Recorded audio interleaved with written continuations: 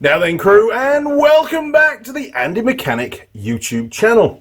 Now, you might remember a couple of years ago, we started a little project on refurbishing, reconditioning a tractor steering box. And if I can lift it up, there we are, look, this is the one. Well, it went down to Oamaru, and Sheldon was going to do some machining work on it for us, for the customer, because we were converting it from normal ball bearing races to taper roller bearings. The original ball bearing races were well shot, very badly pitted. The bearings are all knackered as well, so it had to be refurbished.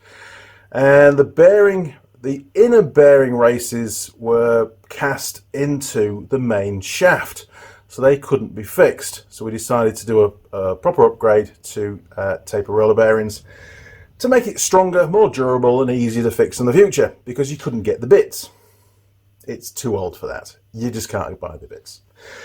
Well, after a couple of years of it being sat in Oamaru and Sheldon being extremely busy, and it was sort of a job for a mate. It wasn't really going to create any income for Sheldon, but it would take a lot of his time. It actually never happened, and it wasn't Sheldon's fault, it's just how things panned out. So the customer decided, look, I can't waste any longer. Can you bring it back? And I'll get one of my mates in Auckland to do it, because I couldn't do the machining. I don't have the equipment here to do it. And I said, yeah, no problem at all. I'll grab it next time I'm down the South Island, which I did. I brought it back, gave it back to the customer. He sent it out to his mate. I said to his mate, you need to watch the videos that I've done on it so far, so you've got an idea of what needs to be done, the machine needs to be done. And I sent it with all the pieces of cardboard, the measurements and everything that we'd done in those videos. And I explained it very, very clearly to the customer what needed to be done. Well, it's come back down now to me to have the final assembly, and the customer has allowed me to have the steering box back to do a final video just to finish off this little mini series. So without further ado, let's dig into it and see what kind of machining this guy has done. Here we go.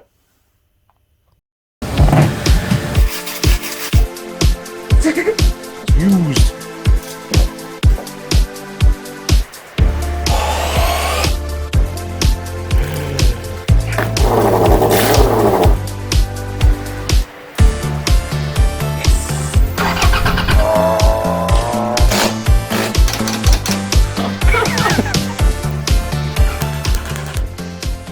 You don't paint something without wiping it.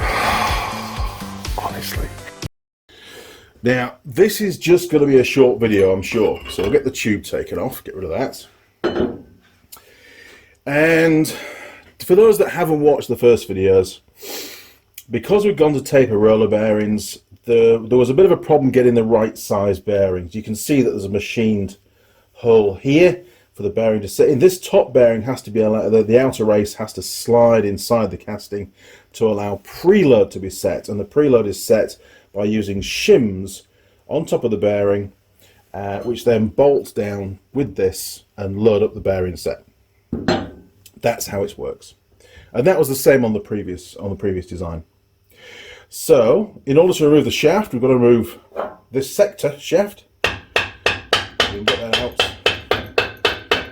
Sorry about the earthquakes. A bit more. Is that going to be enough? Yes. There we go. So there was no machining done on that whatsoever. That was fine as it was. Although inside here we replaced the bushes because that was all worn. So the guy's done that. He's fitted the new bushes, which is great.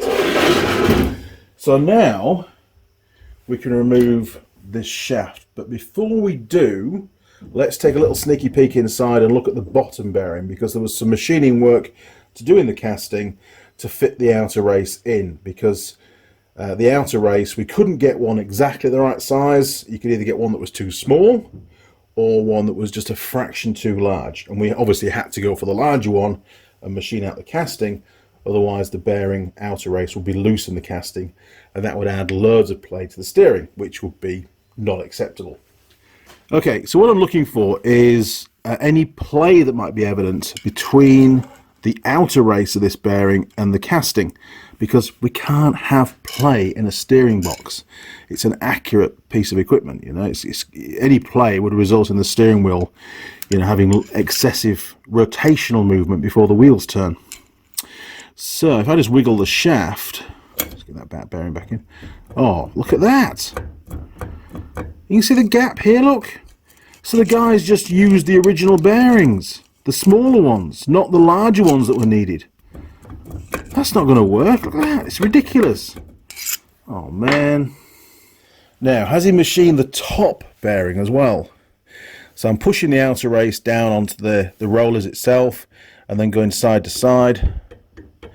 No, that's not going to work. It really isn't. I mean, that's just ridiculous. Okay, let's withdraw that shaft and see if he's machined, or how he's machined the end of the shaft for us. Okay, so I should just be able to pull this out. There we go, look. Okay. Oh no. I've just seen something else.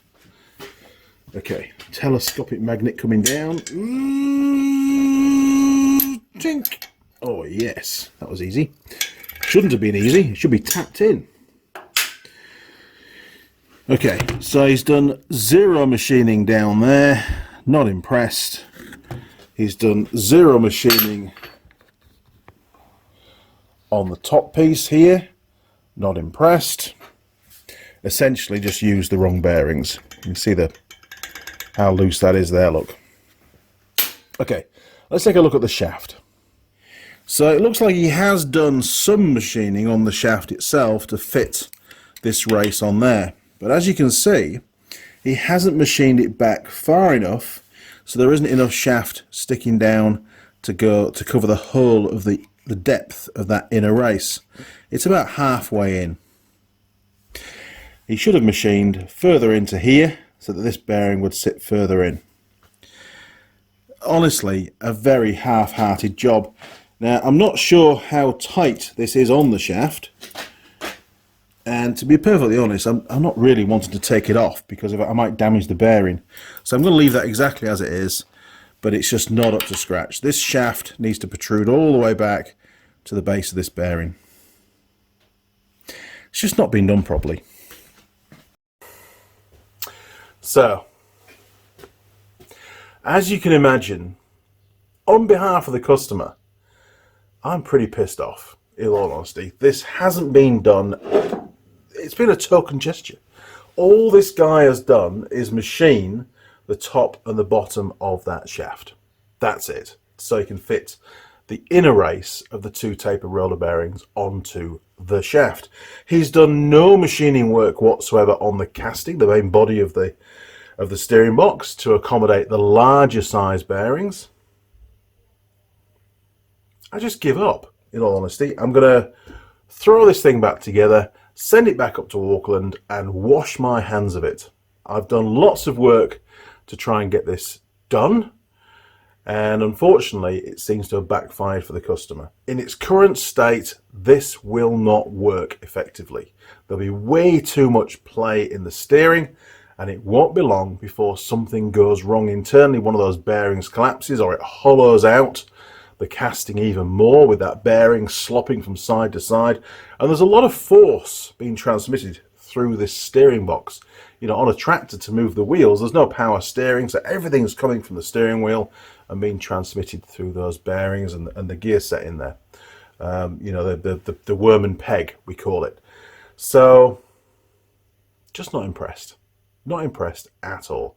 A half-hearted effort, and over 2 years have passed from when we stripped this thing down to get it machined. I'm not going to waste time finding an engineering company to do all the machining properly. It's just not my problem anymore. I'm sorry, Mr. Customer. It's just not going to happen. You're going to need to either find a good second-hand steering box or an engineering company that will actually do the work that we've asked them to do. There you go. Well, that was the update. If you enjoyed the video, why not click on subscribe. You can ring the bell, and our friends at YouTube will send you a notification as and when I upload any new videos. If you've got any thoughts on this, or if you're in New Zealand and you know a good engineering company that can do this work, please let me know, and I'll pass that information on to the customer. You'll also find me on Facebook and Instagram. You can message me through either of those two platforms, or you can email me, andymechanic@live.co.uk. Now, if you want to support the channel, you can do that through Patreon, and you can become a patron. You can make a one-off payment, or you can do monthly donations if you wish, and those donations unlock various tiers on Patreon, so you can gain access to photos and videos and stuff. Or you can jump onto PayPal. Don't send a donation through PayPal, just send a payment to andymechanic@live.co.uk. Same email address, a couple of bucks, whatever it is, much appreciated. It really is. It just helps towards getting other projects done. I haven't paid anything towards this particular project, just spent a lot of time doing it, and I'm feeling pretty deflated, to be honest. I really thought that a bona fide, qualified engineer wouldn't dream of sending this steering box in its current condition back to the customer to be fitted onto a road-going vehicle. It just begs belief. Anyway, enough's enough. A short video just to give you the update. You will never see this steering box ever again. Over and out.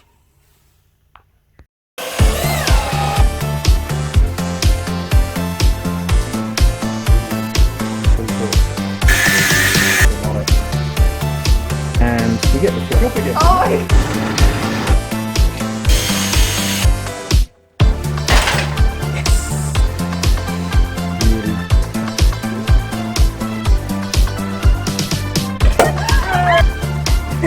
Oh!